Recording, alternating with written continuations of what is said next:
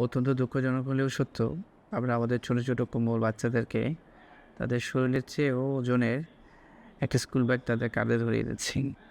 আমরা ভাবছি খুব বেশি পড়াশোনা করে ফেলছে। একটা বাচ্চা, এত ছোট একটা বাচ্চা, তার চেয়ে তার বইয়ের ওজন বেশি। আমি খুব মাঝে, মাঝে খুব আশ্চর্য হয়ে যাই। আমাদের কেমন শিক্ষা ব্যবস্থা? আমরা কেমন মানুষ? গাধা যেরকম তার শরীরের চেয়ে অতিরিক্ত ওজন বয়ে বেড়ায়, আমরা আমাদের বাচ্চাদেরকে ঠিক গাধার মতো বানিয়ে ফেলছি। একটা সময় এভাবে আমরা ওদেরকে একটা অনিশ্চিত জায়গার দিকে, জীবন ব্যবস্থার দিকে নিয়ে যাচ্ছি, যা জীবনে সে ধারণ করতে পারে না, বয়ে বেড়াতে পারে না, তা কী করে ধারণ করবে? আমরা এদেরকে স্পন্ডালাইসিসের রোগী বানিয়ে ফেলছি।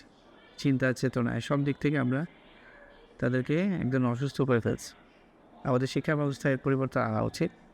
শিক্ষা আনন্দ থাকবে, শিক্ষায় বিভিন্ন মাধ্যমে তারা শিখবে, তার মানসিক বিকাশ ঘটবে, বিভিন্ন পরিবেশ সৃষ্টি হবে, তার মধ্যে দিয়ে শিখবে। প্রকৃতি থেকে মানুষ শিখবে।